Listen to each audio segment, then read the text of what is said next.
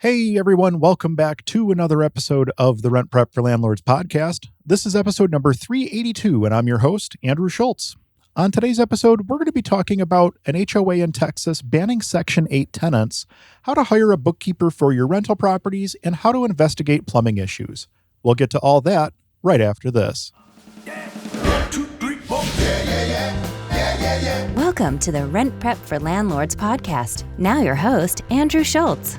Have you joined the free Rent Prep for Landlords Facebook group? We're on the push for 13,000 members. If you have a question or a situation that you've never encountered before, or you just need to bounce an idea off a big group of housing providers, this is the place. If you haven't checked it out yet, do it today over at facebook.com/groups/rentprep. Don't forget to mention the podcast when answering the questions so we know how you found us. So we're going to kick off this week's episode of the Rent Prep for Landlords podcast with an In the News article. This is a pretty interesting one coming to us out of Denton, Texas, reported by the Denton Record Chronicle. Title of the article is Section 8 Landlords to be fined $300 weekly until tenants ousted, HOA says. Let's go ahead and jump into the article. Landlords in the town of Providence Village can expect to start receiving weekly fines of $300 for housing Section 8 tenants following a vote last week to implement new rules made by the Providence Homeowners Association. Voted in by the association's board on June 6th, the regulation bans any tenants who participate in the Housing Choice Voucher Program, also known as Section 8, from living in homes that are part of the HOA. The rule also forbids owners from having more than one rental property and effectively prohibits short-term rentals made popular by sites such as Airbnb and VRBO. About 2,200 homes are part of this association. Tenant Ravisha Threats, who participates in the voucher program, emailed the association's manager following the vote. She asked if she could still finish out her lease, which is scheduled to expire in May of 2023 before moving. That's when she was told that the fines imposed on her landlord will start as soon as the regulations are filed with the Denton County Clerk's Office and become enforceable, which is expected to happen this week. Homeowner Judy Rooker, who oversees about 23 properties in the town east of Denton through her property management company, said HOA manager Cody Watson also told her that the fines would begin right away unless the Section 8 tenants move out or landlords withdraw from the housing program and begin charging tenants full rent. But she and other landlords say it isn't what they were told before the changes were approved. They, the association, said all Section 8 tenants would be able to complete their lease and would not be immediately kicked out, said landlord Alicia Mackey, who has 3 homes with Section 8 tenants in the town. People voted based on that assumption. Though homeowners did not get to vote on the rental rules themselves, they did elect to give the board the authority to make the rules by amending the neighborhood covenants. A draft of the proposed rule changes was presented to residents before they were asked to vote to give the board authority to impose rental restrictions. The final version does not represent what was initially presented to us, Mackey said. I feel like we've been duped. Though Threats and Rooker were told after the rules were approved that fines would begin immediately, Watson told Mackey in an email that landlords will have 30 days before charges are billed. But tenants argue that isn't enough time to find a new home, and it does not allow landlords to fulfill federal regulations regarding eviction notices. Landlords must meet additional requirements to evict tenants from federally subsidized housing or terminate a Section 8 voucher, according to the U.S. Department of Housing and Urban Development, HUD. Permissible grounds for eviction include serious lease violations, non-payment, or the tenant being convicted of certain crimes, along with a handful of other specific grounds. Even with just cause, landlords must give tenants 90 days notice of eviction according to federal rules. If tenants want to voluntarily move but remain part of the voucher program, they must get relocation approval from their local housing authority. Move requests are typically not approved if a tenant is under a current lease or within an initial 12-month lease term. She has had some tenants and landlords feeling like they're against an impossible situation. If they would have honored their deal and said, hey, we'll let you finish up your leases so no one's breaking any contracts, it would have been okay, Mackey said. The voting process itself and campaign activities by board president Jennifer Dowrich have also been called into question by several homeowners. Board members and staff of the HOA, run by First Service Residential, keep a close eye on the daily vote totals and mobilize to persuade homeowners that they should okay the amendment by using scaremongering tactics, resident Daniel Puffer said. The association did not respond to requests for comments for this story. Mackey and Rooker said that they were also told that homeowners with more than one rental property would be allowed to keep them, but they could not acquire more in the future. Though the written rules do not specify either way, the pair said the HOA has told them both it will keep promises regarding prior ownership.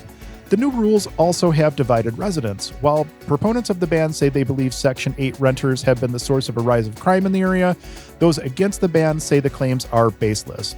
Anytime anything bad happens in the neighborhood, it's always put on Section 8, threats said. The HOA office itself is closed temporarily following threats against members of the HOA and the HOA office, according to an email sent to residents. The email does not give specifics on the alleged threats. Rooker said she and several other property owners are planning to file a lawsuit against the association following the changes. In the meantime, the future looks uncertain for tenants. I have one landlord who already started evicting tenants because they didn't want to deal with the fines, Rooker said.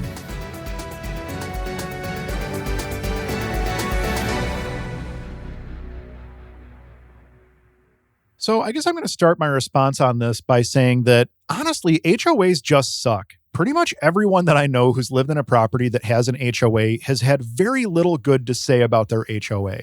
More often than not, these HOAs are governed by people with nothing better to do than make headaches for other people that are more often than not just trying to enjoy the property that they spent a boatload of money on.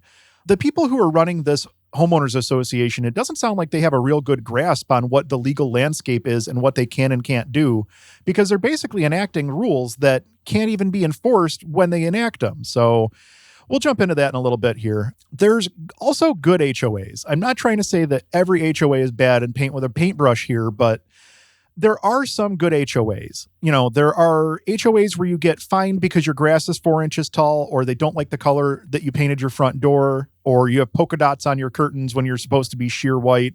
By the way, those are all actual HOA complaints that I've come across throughout my years working in the industry. And then there's the good HOAs, the HOAs that are genuinely committed to making the community enjoyable. They host community events, they take care of the community gardens and playgrounds, the pool grounds, whatever, stuff like that. There really doesn't seem to be much in the way of middle ground from what I can tell when it comes to HOAs. They're either really good or really bad, and it doesn't seem like there's a whole lot of in between. And honestly, it seems like this HOA that we're discussing today fits pretty squarely in that first category, but let's go ahead and jump into it here. So what are the rules that the HOA has actually enacted? There were 3 mentioned in the article. Number 1, no Section 8 tenants. Number 2, no short-term rentals. And number 3, you can't own more than one rental property in this HOA. So we're going to start with the no Section 8. Do homeowners associations have to follow fair housing laws? The answer to that question is yes. They are bound by the same fair housing laws as the rest of us. So they cannot discriminate based on race, color, national origin, religion, sex, family status, or disability. Some states have additional fair housing or human rights protections in place.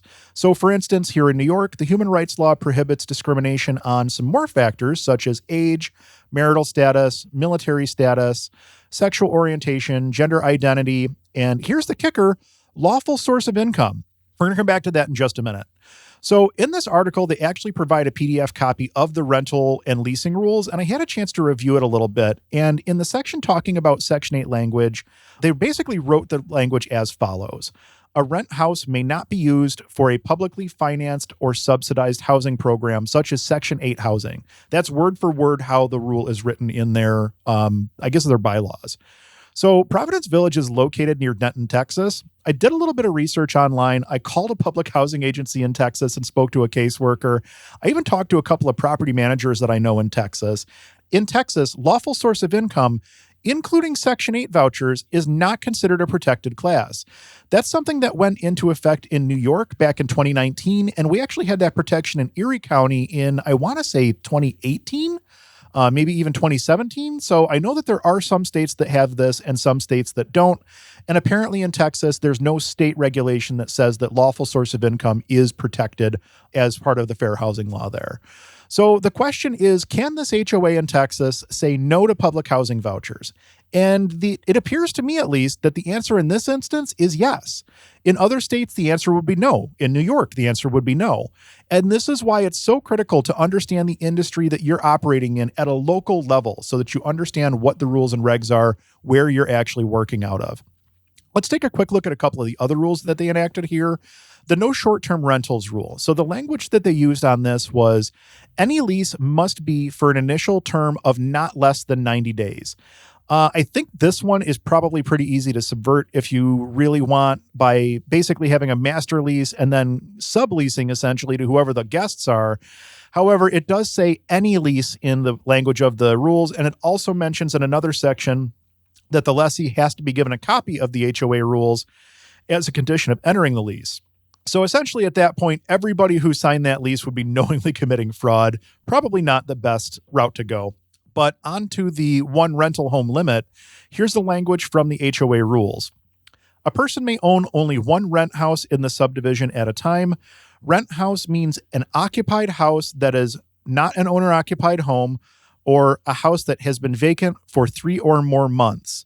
Owner-occupied homes mean a house in which at least one occupant is an owner or an owner's spouse, or is related to an owner or an owner's spouse by blood, marriage, adoption, or formal guardianship, and for which occupants do not pay rent. So this one seems pretty clear. They really do not want their HOA turning into a bunch of short-term rentals or long-term rentals, really. Then they're doing everything in their power to essentially prevent you from doing that. The bottom line here, at least from where I'm sitting, is to try not to invest in areas where someone else has any say over how you control and operate your asset. It simply does not make sense in most areas of the country to purchase property where you're under some sort of a condo association or a homeowners association's thumb. That might just be my geography talking. Here in Buffalo, we typically don't have a ton of HOA communities, so it's not a problem to find property that isn't bound by these nonsense terms and conditions. In other areas of the country, especially areas that have grown at a rapid pace in the last couple decades, that may not be the case. The HOA may be a fact of life in those areas. And unfortunately for investors buying in those areas, it's just one more fly in the ointment. My recommendation is, again, look for properties where you have total control of the asset and someone else can't turn around and interrupt your business because of how they perceive other people or how those people receive their rent money. Water cooler wisdom. Expert advice from real estate pros. We're moving right along into water cooler wisdom. This time we have an interesting question on how to scale your operation up. I'm an owner-operator and manage multiple residential doors as well as a multi-suite commercial building. I do almost all of the maintenance and repair work and bookkeeping. The bookkeeping is by far the most challenging piece. I've always thought that to hire a bookkeeper wouldn't be of any value because I'd have to organize all the data for her to process, and organizing the data is the challenging part. If I could do that, then 90% of the work would be done already.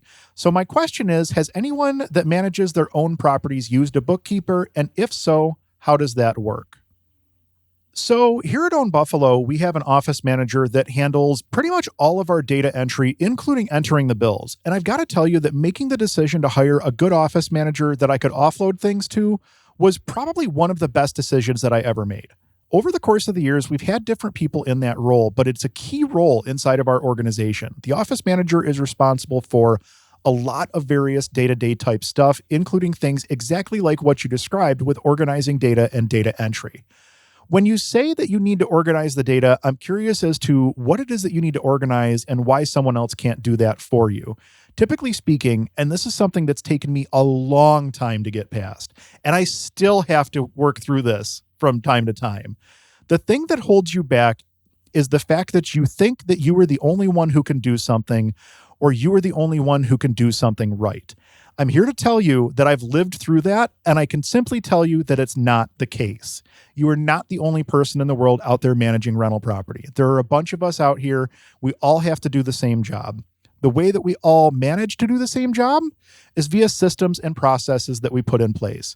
Every person and every company has a little bit different systems and processes, obviously, but universally the world over, things don't get done without there being some kind of a system or process in place. Do you know why there's an Applebee's and a McDonald's at pretty much every single highway exit and rest stop? Because people know that they can walk into a McDonald's or an Applebee's and they're going to get the same crappy meal in Buffalo, Chicago, Los Angeles, Miami, Paris, wherever they happen to be. The reason that Applebee's and McDonald's can manufacture that exact same crappy meal anywhere around the world is because of systems and processes and recipes. There's a reason that McDonald's is able to franchise locations all over the globe. It's because of the systems and processes and recipes.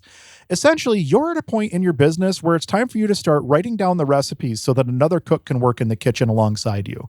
And that's essentially what it boils down to. When you start talking about building out systems so that other people can come into an organization and help you grow, it literally starts with pen and paper and writing down step by step everything that you have to do to complete a process.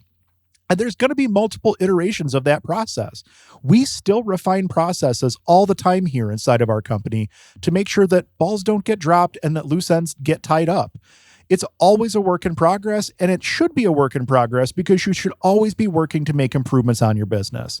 So going back to the organizing the data, which you say is the most challenging part, there must be some way that you can describe to someone else how that data needs to be gathered and organized so that it can be processed. You have a method that you use every single time that you go through to organize this data. You just need to figure out how to explain it to somebody else. Maybe it's something that can be written down with pen and paper. Maybe it's something where you have them physically follow you through the process. Maybe it's something that can be done with screen recording software, showing how you pull reports, how you organize the data digitally. Basically, what I'm saying is there's a lot of options out there to help you get this stuff down and get over this hurdle that you have in front of you. There are also companies out there that will literally help you build your systems and processes and help you grow your business. And they can also help you with things like automating different parts of your business so that you don't have to have a physical interaction with it. That's way outside the scope of what we're talking about here in this conversation. But if you're at a point in your growth strategy where that's something that you need to start discussing, it's time to hop on Google and do some research. There are a bunch of companies out there that can also help you find full-time or part-time staff, both locally or remotely, to help you fill your positions. And this exists at every single level, by the way. There are companies that have fractional bookkeepers, marketing people, fractional C-suite staff, etc. And essentially all that means is that it's not a full-time staff member dedicated to that company. Typically, it's a contractor that's going to work for multiple companies. But if you think about it, not every company needs a full-time bookkeeper or a full-time chief financial officer. There are options out there for smaller companies that are coming up currently that simply weren't available in the past. I really do encourage you to look at ways that you can leverage the world around you that may be less expensive and more efficient than you ever would have imagined when it comes to adding staff to your company.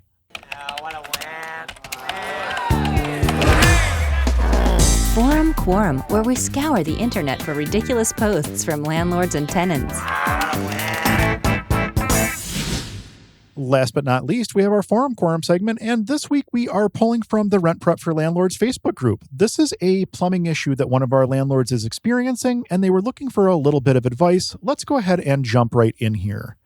I have a 3-bedroom house, and suddenly all 3 of the bathroom toilets are not burping as they flush, so they don't flush completely. The shower is also very slow to drain. Sewage does not seem to be backing up anywhere in the house. Do you have any suggestions with this before I call a plumber? I was thinking maybe one of the air vents in the roof was clogged. I was hoping I could try and work on this myself. This sounds to me like you have a partial block somewhere along the sewer line that needs to be cleared. I don't think that this has anything to do with your air vents because I'm pretty sure if the air vents were blocked off, in theory, nothing would be moving through the pipes at all. I'm not a plumber, so don't hold me to that, but I'm pretty sure if you lose your air vents that everything just kind of starts to run much, much worse. The fact that you're getting some movement tells me that it's more than likely in the sewer line itself. A lot of times you'll get a partial clog in the sewer line that may not make itself apparent until things get worse. And depending on how old the sewer lines are and what material they're made out of, you could wind up with more clogs as the sewer degrades. So for instance, if you have an old cast iron sewer pipe, over time that pipe is going to degrade on the inside. As it degrades and corrodes, there's going to be more opportunity for things to catch on the inside of the pipe and create buildup, which eventually will lead to a more serious blockage and back up into your home. All it takes is someone to flush a wipe, which we all know aren't flushable, or feminine hygiene product, or a condom, or anything along those lines. Paper towels, that's another one that we see a lot of. Paper towels, because they don't break up in sewer lines. Anything that can catch on the little sharp, jagged inside, corner bits inside of a pipe, or anything along the base of the pipe that has a little bit of a jagged hook in it or something, it's going to get caught on the inside of that pipe, and it's going to start to become a clog. This tends to happen a lot less with other materials such as PVC. And in addition, you do also have situations where pipes can shift underneath the ground over the course of time. So you may have a pipe that's shifted and become disconnected or out of sync with pipes near it, which then causes it to back up the line. For instance, you have a pipe that shifts down. Suddenly, you don't have that nice straight line and the water's not flowing the way that it's supposed to anymore. There's also other options as to what this could be. You could have other external factors such as tree roots or rodents getting into the line and causing issues. And yeah, we've legitimately had rodents cause issues in sewer lines before. As a matter of fact, we had a rodent that I don't know how this managed to happen, but this rat went all the way through the sewer line under the basement, climbed up the inside of the sewer line, and drowned in the P-trap on a toilet. And the tenant found it the next morning. And of course, we got the phone call asking why there was a dead rat in their toilet. And obviously we went and investigated, but the nearest that we could come up with is that this rat must have entered the sewer somewhere away from the house, come up through the line, and drowned in the P-trap of the toilet. It was an insane story, but we have had it happen. More than likely, much more likely than a rat crawling through your toilet, would be some sort of a root or a blockage in the line from a tree or something like that. If you get a line shift and a root grows into it, like that's almost guaranteed to turn into a clog at some point. And if you do have a broken pipe and there are trees nearby, that's the first thing that those trees are going to start doing is growing root systems towards the area where there's constantly nutrients and constantly water. And once those roots do find their way inside of your sewer lines, obviously that's going to be a pretty substantial repair. At the minimum, you're running a snake with a cutting bit down through there, or you may find yourself in a situation where you actually have to dig and do repairs. Anyway, getting back to the root of the question here, I think the best course of action is to have a plumber come out, run a snake down through everything from the house to the street or the house to the septic, and make sure you don't have any partial clogs in the line. You may find that somebody flushed something that they shouldn't have, or you may just find that there's been a buildup over time, but what you don't want is sewer backing up into your home. So this is something that you're going to want to take care of now before it becomes a much larger situation. Based on what you're saying with the 3 toilets and the shower all being problematic, I do think that this is probably located in the main sewer line running out of the house. If it was 1 or 2 of the toilets or just the shower, I would place the issue more than likely in the drain of one of those fixtures. But if you're really feeling adventurous, I suppose you could DIY this. You could go buy or rent a sewer snake and pull a toilet and get after it yourself. But honestly, on something like this, I think I would rather just call a plumber. Are you thinking about getting into short-term rentals? RentPrep recently put together a guide on how to get started in Airbnb or VRBO, including how to price, how to handle maintenance, and so much more. Check that out today over at rentprep.com/blog. That pretty much wraps things up for this episode of the Rent Prep for Landlords podcast. Thank you all so much for listening. We truly do appreciate it. Our goal with the podcast is to help as many people as possible make educated decisions when it comes to real estate, and you can help us to reach our goal. If you heard anything in this week's episode or any of our other episodes that would benefit someone you know, please do us a favor and share it with them. If you're looking to get in contact with me, I can be reached over at whatsdrewupto.com. From there, you'll find links to everything going on with me over at Own Buffalo, as well as other projects that we're working on. Grab a copy of our free deal analysis tool today over at whatsdrewupto.com. There's no obligation, and it comes with a companion video showing you how to use it. If you're looking for top-tier tenant screening services, head on over to rentprep.com. There are multiple products to choose from, including a tenant-paid option. And if you're over 50 doors, ask about the enterprise-level programs and pricing. I've been an enterprise user of RentPrep for years now, and it's absolutely changed the way that we screen our tenants. Check that out today over at rentprep.com. Again, thank you all so much for listening. We'll be back in 2 weeks with an all-new episode that you won't want to miss. Until then, I'm Andrew Schultz with OwnBuffalo.com for rentprep.com, and we'll talk to you soon.